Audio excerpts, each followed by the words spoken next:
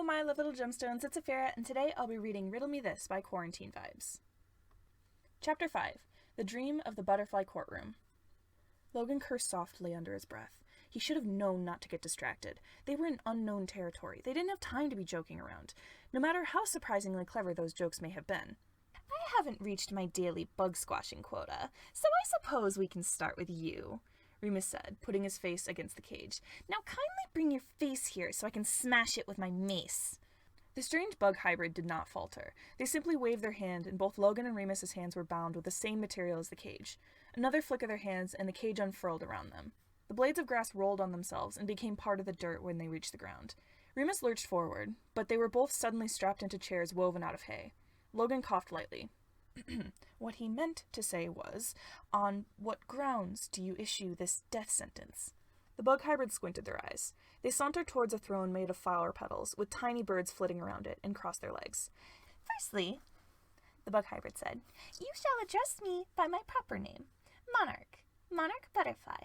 Secondly," their eyes grew narrower, "I already told you the reason for the sentence, intruding. You are from the consciousness. You have no business in the dreamscape." Logan blinked. "You know who we are?" Monarch flicked something from their fingers and nodded. "Logic and creativity. You think you two are such big hotshots. Come sauntering in here, into my domain, like you own the place?" Monarch leaned forward and pointed at Remus. "You, I could maybe excuse, but you," they pointed at Logan, "you have no place here." Remus growled from next to Logan. "Don't point fingers unless you want me to bite them off," he said. Monarch clapped. "Well, off with their heads," they said casually. The other bug people of the bug court cheered. A mantis hybrid with blades attached to her arms came forward. "Wait!" Logan yelled before she could swing down. "Wait, we do belong here, at least for right now." The mantis hybrid looked towards Monarch, who held up their hand. They looked at Logan in question.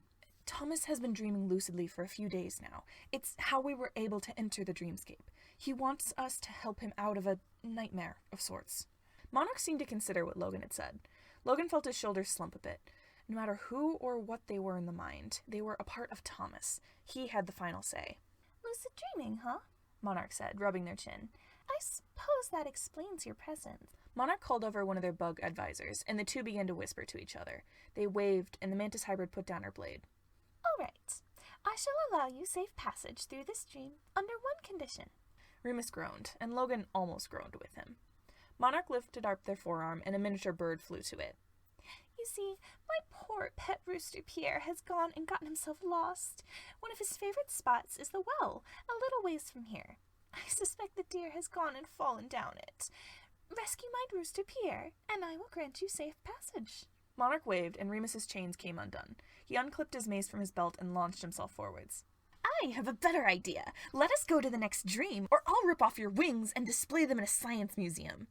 Monarch clicked their tongue, and the mantis hybrid brought her blade to Logan's neck.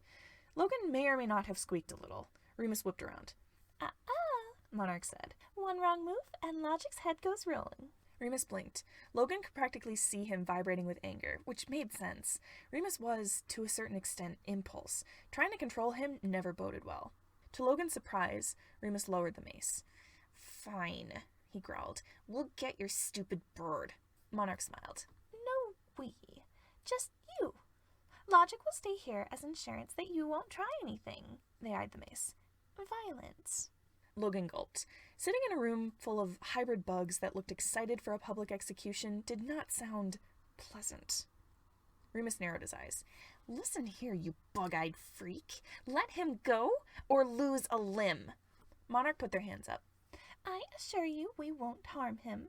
That is, so long as you are able to bring back Pierre. The well is just up that path." Monarch pointed in front of them. "Now listen carefully. To find the bird in the well, you can't succeed on just your might. Proceed wisely or lose your life." Remus gaped. Hold on. Is that another riddle? What is up with this place?" Monarch chuckled and made a shooing motion. No, wait. Remus looked around. He was looking at Logan, eyes wide with something foreign. Logan wasn't good at emotions, but it almost seemed like the Duke was floundering. "Look, if you want me to smash the well or something, I'll do it. But a riddle? Come on, you can't seriously expect me to take on something like that. Let Logan go." Monarch didn't respond. They only continued their shooing motions. Logan shifted. It was true that, when it came to a riddle, Logan was probably the better of the two to tackle the problem, but these bug people seemed to have a grudge against Logan, perhaps because of his ability to deconstruct dreams. Remus was their only option. Logan, Remus started. I can't. Logan tilted his head. The other side looked almost panicked. He needed encouragement. That was normally Patton's territory. Logan started, surprised when Remus locked eyes with him. It's okay, Remus.